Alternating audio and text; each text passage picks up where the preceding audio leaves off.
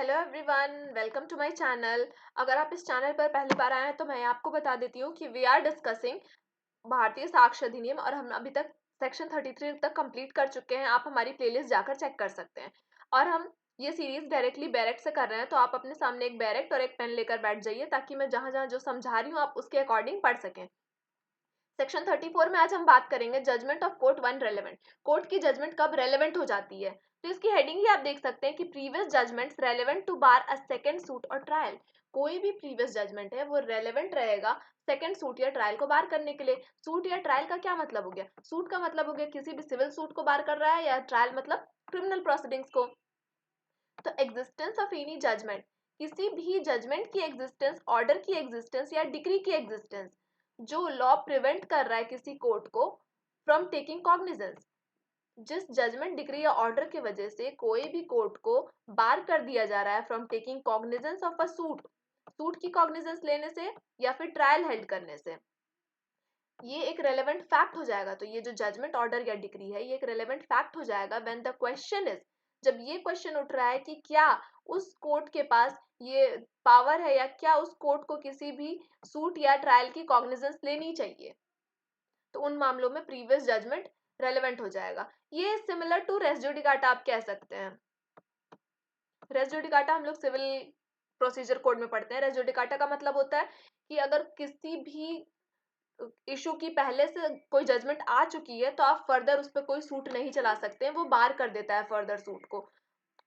तो सेक्शन 34 में भी सिमिलर चीजें हो रही हैं इसमें, लेकिन सूट के साथ साथ ट्रायल को भी बार किया जा रहा है। मतलब सिविल और क्रिमिनल केसेस दोनों को बार कर दिया जा रहा है अगर कोई जजमेंट, ऑर्डर या डिग्री आ चुकी है। सेक्शन 35 बात करता है relevancy of certain judgment in probate etcetera jurisdiction. Section 35 में चार बातें की गई है।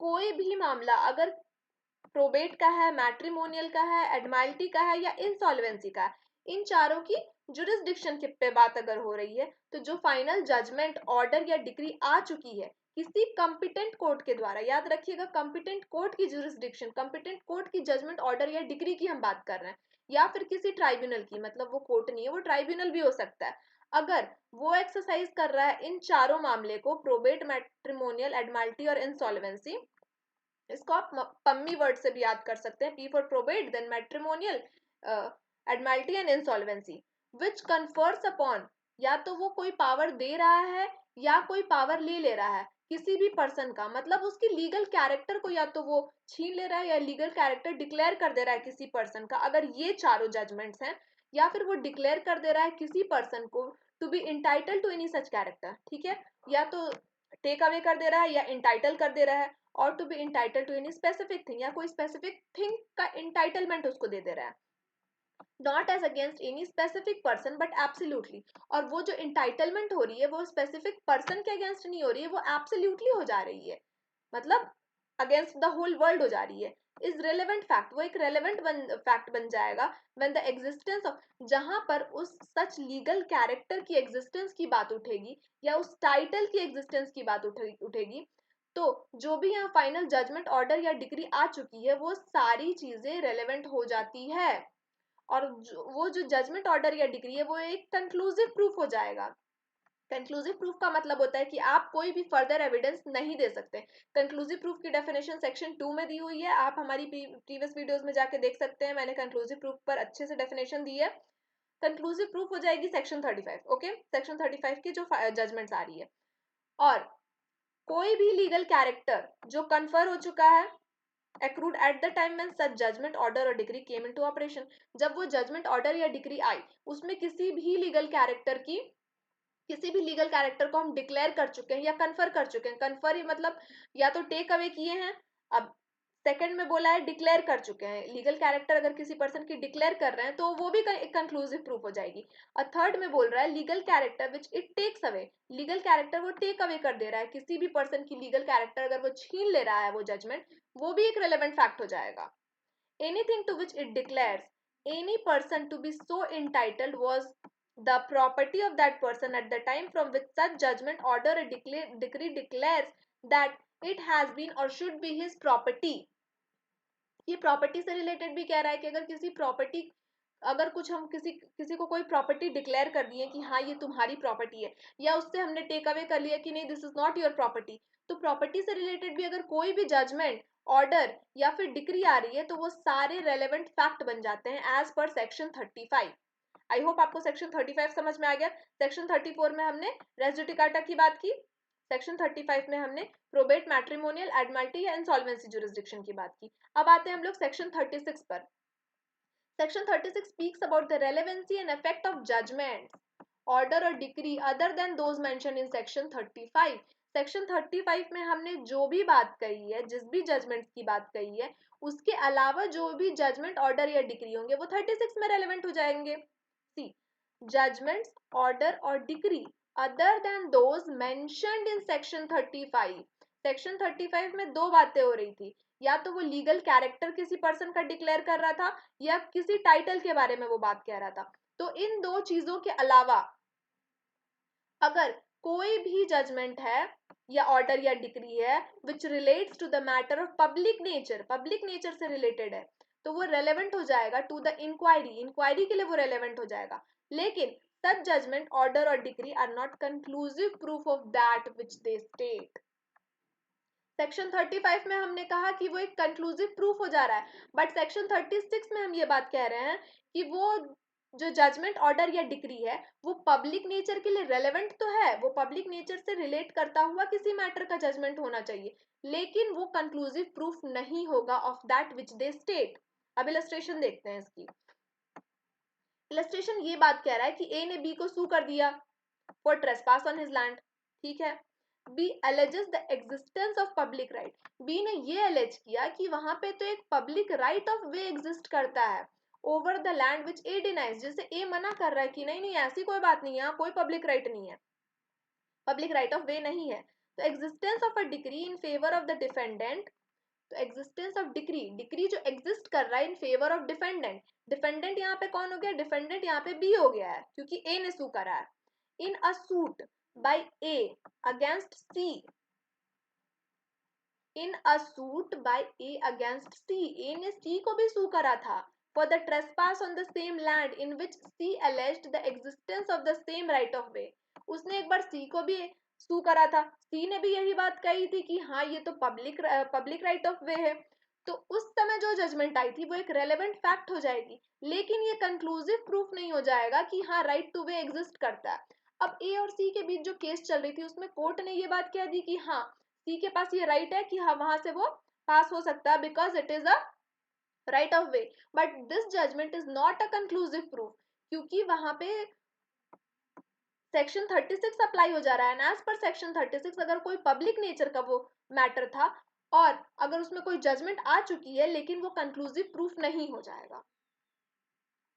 अब next come section 37। Section 37 speaks about the judgment etc other than those mentioned in section 34, 35 and 36। अब 37 बात कर रहा है जिसमें 34, 35, 36 के अलावा जो भी जजमेंट आई है उसकी रेलेवेंसी की बात कर रहा है। 34 में हमने रेस जुडिकाटा पढ़ लिया, 35 में हमने वो लीगल कैरेक्टर वाली बात पढ़ ली, और 36 जो हमने अभी पब्लिक नेचर वाली बात कर ली। 37 में ये बात हो रही है कि जजमेंट, ऑर्डर या डिक्री, हर जगह आप देखेंगे जजमेंट, ऑर्डर, डिक्री तीनों की बात कही गई है, other than those mentioned in section 34, 35 and 36। इन तीनों के अलावा कोई भी जजमेंट, ऑर्डर या डिक्री है वो इररेलेवेंट हो जाएगा अनलेस, जब तक कि एग्जिस्टेंस ऑफ सच जजमेंट, जब तक कि उस जजमेंट, ऑर्डर या डिक्री की एग्जिस्टेंस की फैक्ट इन इशू ना हो।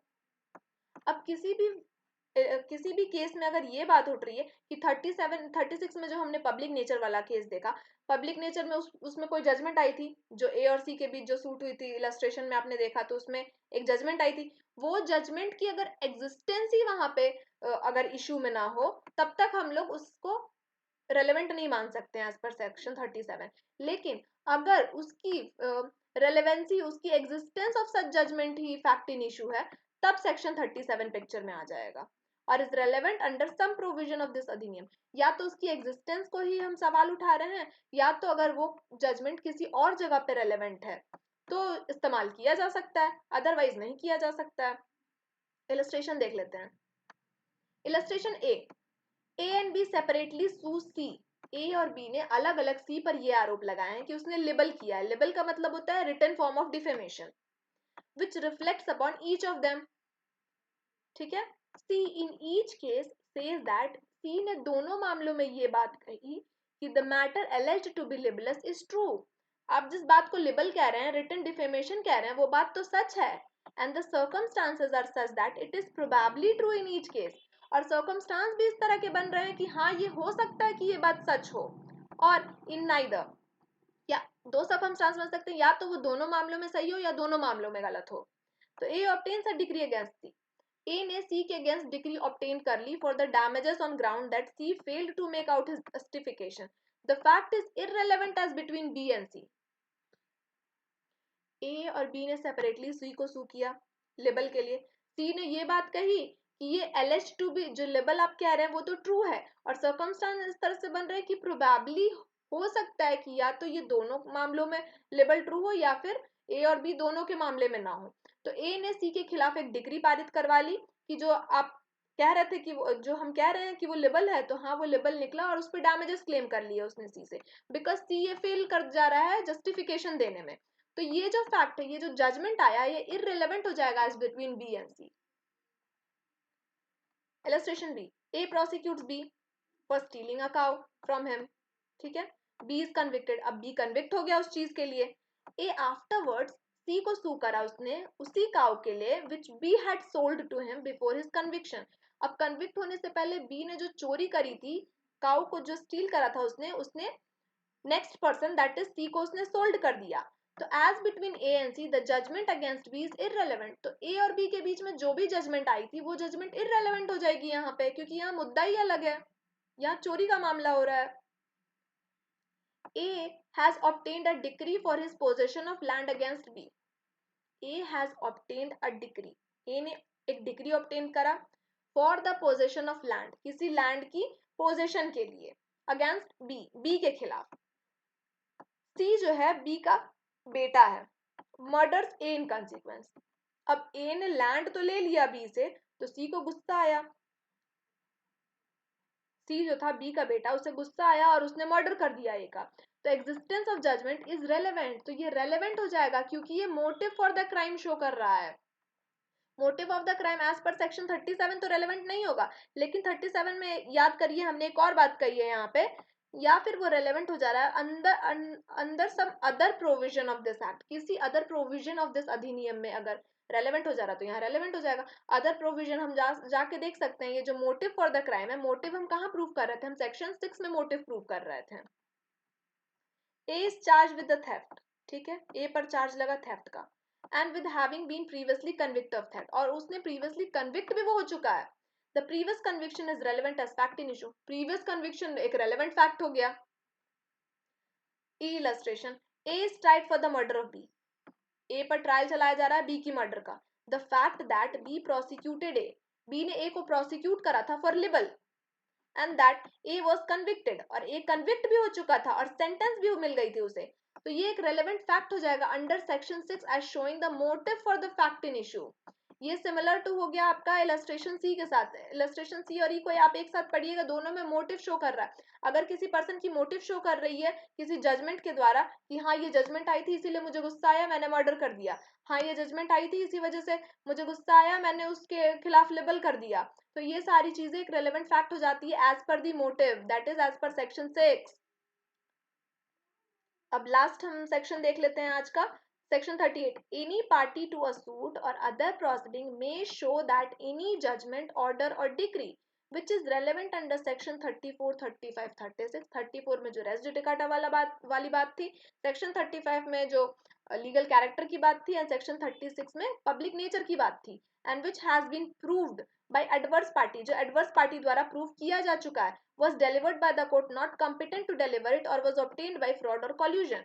तो ये बातें रेलेवेंट हो जाएगी। 38 में तीन बातें कही जा रही है, या फिर एडवर्स पार्टी ये प्रूव कर रहा है कि कंपिटेंट कोर्ट नहीं था, कोर्ट ही कंपिटेंट नहीं थी, इनकम्पिटेंट कोर्ट द्वारा कोई भी जजमेंट आई है तो भाई उस जजमेंट को तो आपको देखना ही पड़ेगा। और दूसरा इज ऑब्टेन्ड बाय फ्रॉड, या तो वो फ्रॉड के द्वारा उस जजमेंट को ऑब्टेन किया गया, और तीसरा कॉल्यूजन के द्वारा उस जजमेंट को ऑब्टेन किया गया। तो इन तीनों ग्राउंड्स में जो भी 34, 35, 36 में जजमेंट ऑर्डर या डिग्री आई है वो सारे फैक्ट्स सेक्शन 38 में रेलेवेंट हो जाएगी। 38 की हेडिंग है फ्रॉड और कॉल्यूजन इन ऑब्टेनिंग जजमेंट और इनकम्पिटेंसी ऑफ कोर्ट में बी प्रूव्ड, प्रूव किया जा सकता है। आई होप आपको सेक्शन 38 तक अच्छी तरह से समझ में आ गया है। आज हमने सेक्शन 38 कर लिया, सेक्शन 37 देख लिया। 37 में क्या देखा हमने कि इन तीनों सेक्शन के अलावा, दैट इज 34, 35, 36 के अलावा जो भी बातें कही गई है वो इररिलेवेंट हो जाएगी unless the existence of such judgment order and decree, वो खुद फैक्ट इन इश्यू में ना हो। सेक्शन 36 हमने देख लिया। Thank you.